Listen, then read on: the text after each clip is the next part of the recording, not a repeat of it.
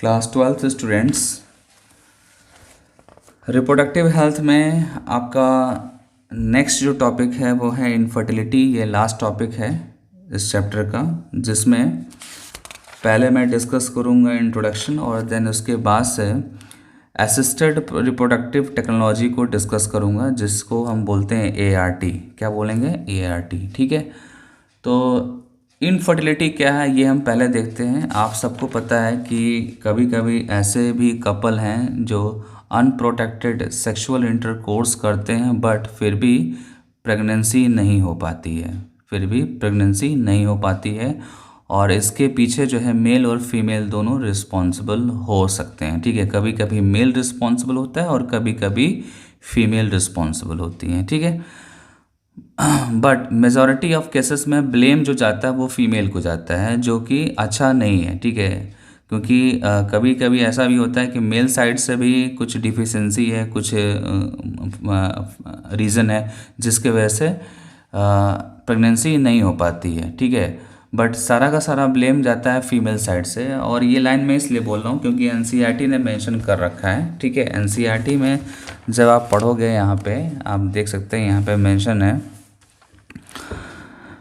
In India, often female is blamed for the couple being childless, but more often than not. ठीक है, the problem lies in male partners. ठीक है ना, ये जो line है इसी की वजह से मैंने आपको ये बताया। ठीक है, फिलहाल हम इंट्रोडक्शन पर चलेंगे। इंट्रोडक्शन में क्या मेंशन है एक बार देखते हैं।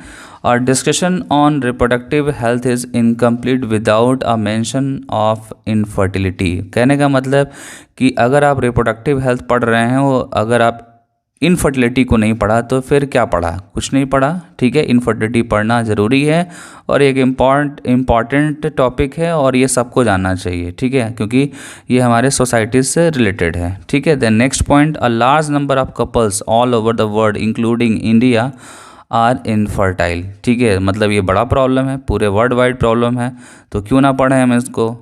ठीक है, फिर क्यों ना पढ़ें इसको हम। It means they are unable to produce children in spite of unprotected sexual cohabitation. मतलब कि साथ रहते हैं कपल्स, ठीक है, और सेक्सुअल इंटरकोर्स भी करते हैं, बट चाइल्डलेस होते हैं, तो ऐसे कपल को आप इनफर्टाइल कपल बोल सकते हैं, इनफर्टाइल। और जिसके बहुत सारे रीज़न हो सकते हैं। ठीक है, कभी कभी फिजिकल डिफिशेंसी होने की वजह से प्रॉब्लम आती है, कभी कभी कॉन्जेनिटल मतलब बाय बर्थ कोई एरर है DNA लेवल पे। ठीक है, कभी ऐसा भी होता है कि डिजीज़ हो गया, जैसे कि STD हो गया, सेक्सुअली ट्रांसमिटेड डिजीज़, तो वहाँ पे भी इनफर्टिलिटी होने के चांसेस हैं। या ऐसा भी होता है कि ड्रग्स ले रहे हैं, ड्रग्स मतलब कि आपका कुछ ऐसे भी ड्रग्स हैं जो नशे के लिए नहीं है, होते हैं वो प्रेगनेंसी को मैनेज करने के लिए होते हैं, उनसे भी इनफर्टिलिटी के चांसेस होते हैं। ठीक है, देन नेक्स्ट जो रीज़न है वो है इम्यूनोलॉजिकल और इवन कभी कभी ऐसा भी होता है कि साइकोलॉजिकल भी ये इनफर्टिलिटी हो सकता है, मतलब साइकोलॉजी की वजह से इनफर्टिलिटी होने के चांसेस होते हैं। ठीक है, तो ये आपका इंट्रोडक्शन हो गया, और जिसमें हम क्या करेंगे कि जैसे हमको इनफर्टिलिटी का कोई भी इशू होगा तो हम एक अच्छे मेडिकल प्रैक्टिशनर के पास जाएंगे, सारी प्रॉब्लम को बताएंगे, और वो जो प्रैक्टिशनर है वो डायग्नोसिस कराएगा और एक्चुअल जो है प्रॉब्लम को सर्च करेगा। वो प्रॉब्लम मेल में है या फीमेल में है, ठीक है, वो बाय बर्थ है या आफ्टर बर्थ है, ये सारे चीज़ों को वो एग्ज़ामिन करेगा और उसके बाद से उसका सलूशन डॉक्टर निकालेगा। ठीक है, बट कभी कभी ऐसा होता है कि डायग्नोसिस करने के बाद, ट्रीटमेंट करने के बाद फिर भी क्या होता है, इनफर्टिलिटी जो का प्रॉब्लम शॉर्ट आउट नहीं हो पाता है, इनफर्टिलिटी का प्रॉब्लम शॉर्ट आउट नहीं हो पाता है। तो उस कंडीशन में हमको ज़रूरत पड़ती है किसकी? असिस्टेड रिप्रोडक्टिव टेक्नोलॉजी की। ठीक है, आप यहाँ पे देख सकते हैं, however where such corrections are not possible the couples could be assisted to have children through certain special techniques commonly known as assisted reproductive technologies। ठीक है, मतलब कभी कभी ऐसा भी होता है कि हम ट्रीटमेंट करा लेते हैं, डायग्नोसिस कर लेते हैं, सारा कुछ कर लेते हैं, और फिर भी जो है प्रेगनेंसी के चांसेस फीमेल में नहीं होते हैं। तो उस कंडीशन में हमको करना क्या होता है, कुछ अदर टेक्नोलॉजी का यूज़ करना होता है या अदर मेथड का यूज़ करना होता है, और जिससे जो है हम अपनी प्रॉब्लम को सॉल्व कर सकते हैं। ठीक है, असिस्टेड रिप्रोडक्टिव टेक्नोलॉजी में कुछ हम इन विट्रो मेथड भी पढ़ेंगे और कुछ इन विवो मेथड भी पढ़ेंगे। ठीक है, सबसे पहले हम डिस्कस करेंगे इन विट्रो फर्टिलाइजेशन के बारे में, जिसको हम पॉपुलरली किस नेम से जानते हैं, टेस्ट ट्यूब बेबी। ठीक है, टेस्ट ट्यूब बेबी के नाम से बहुत फेमस है इन विट्रो फर्टिलाइजेशन।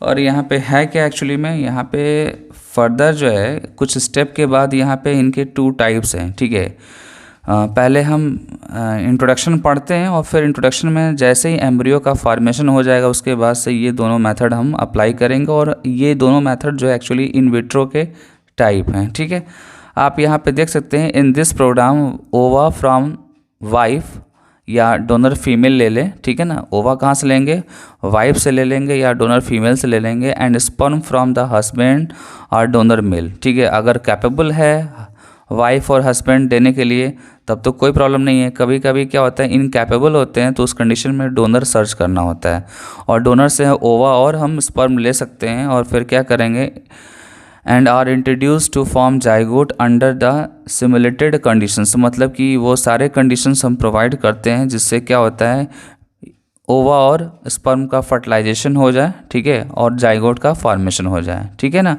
ये जो सिमुलेटेड कंडीशंस है इसका मतलब है कि जो रियली में होना चाहिए कंडीशन, जो रिक्वायर्ड कंडीशन है वो हम लेबोरेटरी में प्रोवाइड करके जाइगोट बनाने की कोशिश करते हैं। और जाइगोट का जब फर्दर जो है डेवलपमेंट होता है और ये जाइगोट एम्ब्रियो में कन्वर्ट होते हैं, तो एम्ब्रियो के कन्वर्जन में बहुत सारे स्टेजेस आते हैं। ठीक है, आपको मैंने जब एम्ब्रियोलॉजी पढ़ाया था, ठीक है, ह्यूमन रिप्रोडक्शन में, तो बताया था कि पहले जाइगोट होता है, देन 2 सेल स्टेज आता है, देन 4 सेल स्टेज आता है, देन 8 सेल स्टेज आता है। तो ऐसे जो है कंटिन्यूस सेल डिवाइड करके और उनके स्टेजेस जो है चेंज होते रहते हैं। तो एम्ब्रियो यहाँ पे हम क्या करेंगे कि जाइगोट लेंगे और जाइगोट के डेवलपमेंट पे हम ध्यान देंगे कि 8 सेल स्टेज कब हुआ। ठीक है, 8 सेल स्टेज आने तक क्या करेंगे, एम्ब्रियो को हम ट्रांसफ़र कर देंगे फैलोपियन ट्यूब में। ठीक है ना, आप यहाँ पे देख सकते हैं कि जैसे ही हम इस ऊपर दिए गए डिस्कशन के अकॉर्डिंग जाइगोट बन गया और जाइगोट का फिर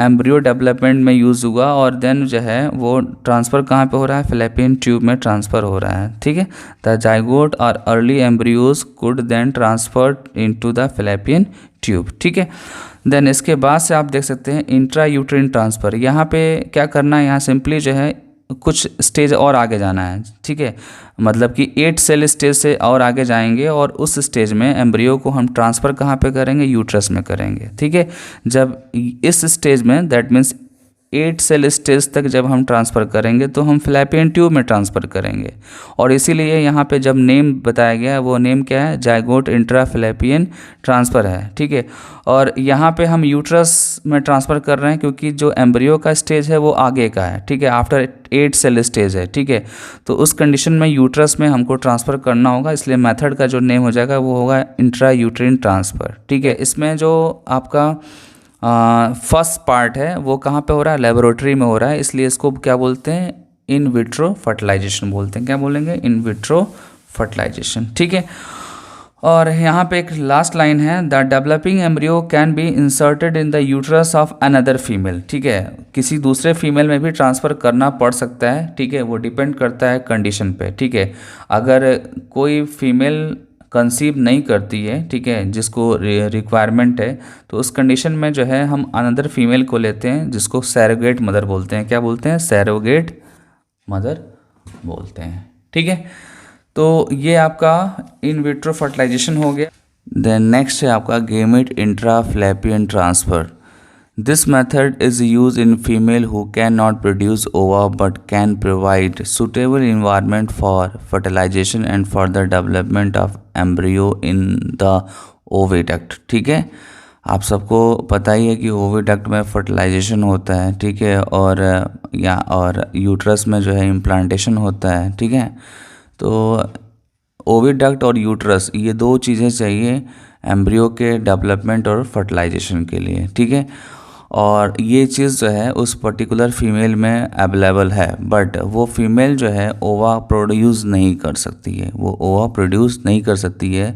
तो इसका मतलब ये है कि हमको कोई अदर फीमेल सर्च करना होगा। ठीक है, वो डोनर फीमेल होगी और वहाँ से ओवा हम लेंगे और देन जो है हम ट्रांसफ़र करेंगे कहाँ पे, ओविडक्ट में। बट उसके पहले हम फर्टिलाइजेशन की भी बात करेंगे। फर्टिलाइजेशन कराने के बाद से फिर उसके बाद से जो है एम्ब्रियो का फर्दर डेवलपमेंट होगा। आप यहाँ पे देख सकते हैं, this method is use in female who can not produce ova but can provide a suitable environment for fertilization and further development of embryo in the oviduct.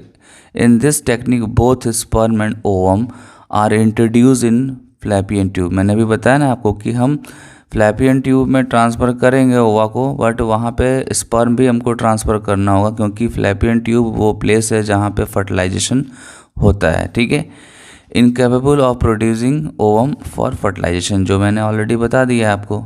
ठीक है, देन एक इम्पॉर्टेंट पॉइंट ये है कि ये जो मेथड है आपका, ये है इन वीवो फर्टिलाइजेशन। कैसा है ये? इन वीवो फर्टिलाइजेशन, क्योंकि यहाँ पे हम ओवम और स्पर्म दोनों फ्लैपियन ट्यूब में हम एक तरीके से ट्रांसफ़र कर रहे हैं। ठीक है, और वहीं पे क्या हो रहा है? फर्टिलाइजेशन हो रहा है, इसलिए इस मेथड को हम बोलेंगे इन वीवो फर्टिलाइजेशन। ठीक है, कंडीशन देखना है यहाँ पे कि यहाँ पे कौन सा कंडीशन अप्लाई हो रहा है, वो उसके पहले कौन सा कंडीशन अप्लाई हुआ था। यहाँ पे आपको कंडीशन ये देखना है कि फ़ीमेल जो है, जिस भी फीमेल में वो प्रेगनेंसी की रिक्वायरमेंट है, ठीक है, उस फीमेल में ओवा का प्रोडक्शन नहीं हो रहा है, तो आप एक डोनर फीमेल सर्च करेंगे। ठीक है, डोनर फीमेल में क्या होगा? ओवम होगा। ओवम को आप लाएंगे और उस प्रीवियस जो मदर में आप ट्रांसफ़र कर देंगे और फिर स्पर्म में ट्रांसफ़र करेंगे, फिर वहीं पे उसका फर्टिलाइजेशन हो जाएगा नेचुरली। ठीक है, नेचुरली होगा, इसलिए हम इन वीवो फर्टिलाइजेशन बोलेंगे। ठीक है, देन सेकेंड आपका क्या है? Intracytoplasmic sperm injection. यहाँ पे क्या करना है? In this technique sperm is directly injected into the cytoplasm of ovum to form embryo in laboratory. ठीक है ना, तो ये तो सिंपल है, इंजेक्ट करना है सीधे सीधे स्पर्म को, कहाँ पे? Cytoplasm of the ovum. ठीक है, देन नेक्स्ट आपका क्या है? Artificial insemination technique. In this technique is used when husband is either unable to inseminate the female और has very low sperm count. ठीक है, इस कंडीशन में क्या होता है कि कभी कभी मेल जो है वो इंसेमिनेट के लिए कैपेबल नहीं होता है। ठीक है, मैंने इंसेमिनेशन बताया कि जब सीमेन जो है फीमेल जेनिटल ट्रैक में जाता है, उसी प्रोसेस को हम क्या बोलते हैं? इंसेमिनेशन बोलते हैं।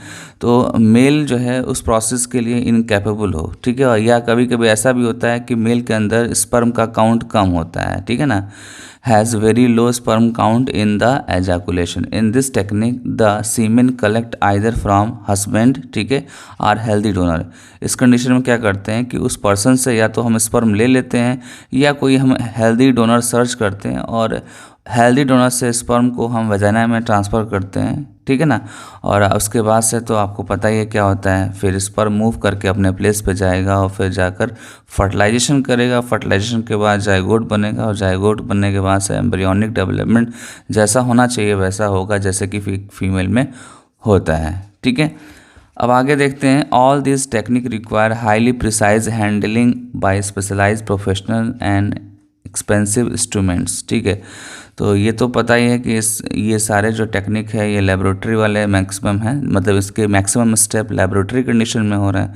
तो यहाँ पे हाईली प्रोफेशनल की ज़रूरत होगी, जिसकी हैंडलिंग अच्छी होगी, वो इस तरह के फर्टिलाइजेशन में वो अच्छा करेगा वो। ठीक है, Therefore, these facilities are presently available in very few city of our country बोल सकते हैं। मतलब अपने कंट्री में बहुत कम ऐसे शहर है जहाँ पे ये सब मेथड आपको, इस मेथड से जो है रिप्रोडक्शन या इस मेथड से इनफर्टिलिटी को ख़त्म किया जा सकता है। ठीक है, और एक चीज़ और मैं बता दूं यहाँ पे कि अपने इंडिया में क्या है कि एडॉप्टेशन, जैसे कुछ बच्चे ऐसे होते हैं जो पुअर फैमिली से होते हैं जिनको खाने को नहीं होता है। ठीक है, ऐसे बच्चों को अडॉप्ट करने के लिए गवर्नमेंट ने कुछ फैसिलिटीज़ प्रोवाइड की है। ठीक है ना, तो वही यहाँ पे मेंशन है। Legal adoption of orphaned the children is one of the best method of couples looking for the parenthood as this children could probably not survival till maturity are taken care of. ठीक है, तो legally हम adopt कर सकते हैं, तो हमको ऊपर दिए हुए वाले मेथड से हम की ज़रूरत नहीं होगी। ठीक है, जब हम लीगली अडॉप्ट कर सकते हैं तो GIFT, ICSI या IUT या अदर जो मेथड है इनकी रिक्वायरमेंट नहीं होगी। ठीक है, देन इसके बाद से एक हेडिंग है डिटेक्शन ऑफ फीटल डिसऑर्डर्स, ठीक है। यहाँ पे कुछ मेथड दिए गए हैं डिसऑर्डर का, जैसे फर्स्ट है trans abdominal aspiration of fluid from the amniotic sac of foetus is called amniocentesis. मैंने पहले भी बताया आप लोगों को कि एमनियोटिक फ्लूइड जो है वो एमनियोटिक सैक में प्रेजेंट होता है, मतलब कि फीटस के सराउंडिंग जो है कुछ फ्लूइड होता है जिसको हम एमनियोटिक फ्लूइड बोलते हैं, और उस फ्लूइड के हेल्प से हम एमिनोसेंटेसिस डायग्नोसिस कर सकते हैं, जिसके थ्रू हम सेक्स डिटर्मिनेशन कर सकते हैं और जेनेटिक डिसऑर्डर को भी हम फाइंड आउट कर सकते हैं, ठीक है ना। ये आपका फर्स्ट पॉइंट है। देन उसके बाद से in chorionic villi sample technique the physician insert a narrow flexible tube through the mother's vagina and cervix into the uterus and withdraw a small amount of foetal tissue from the placenta. Cells of the chorionic villi are use for the karyotyping, ठीक है। यहाँ पे करना क्या है कि जो sperm का जाने का रास्ता होता है, जैसे कि वेजाइना, वेजाइना के बाद सर्विक्स, सर्विक्स के बाद यूट्रस, ठीक है, इसी रास्ते से क्या करना होता है, हमको एक सैंपल निकालना होता है ट्यूब के हेल्प से, ठीक है। और फिर जब सैंपल वहाँ से निकाल लेते हैं फीटल टिश्यू, तो उसका हम एग्जामिनेशन कर सकते हैं, उसकी क्रोमोसोमल स्टडी कर सकते हैं, ठीक है। देन थर्ड आपका क्या है, one of the widely use non invasive technique to determine foetal condition is ultrasound imaging, ठीक है। ये सिंपल सा है, मतलब यहाँ पे इन्वेजिनेशन की ज़रूरत नहीं होती है, अल्ट्रासाउंड से ही हम फाइंड आउट कर लेते हैं फेटल डिसऑर्डर को, ठीक है। देन नेक्स्ट है fetoscopy. Fetoscopy is another technique in which a needle thin tube containing viewing scope is inserted into the uterus giving a physician a direct view of the fetus, ठीक है। तो ये सारे क्या है आपके फेटल डिसऑर्डर्स को डिटेक्ट करने के मेथड्स हैं जिसको हम अकॉर्डिंग टू नीड यूज़ कर सकते हैं, ठीक है। तो ये चैप्टर आपका फाइनली फिनिश हो गया।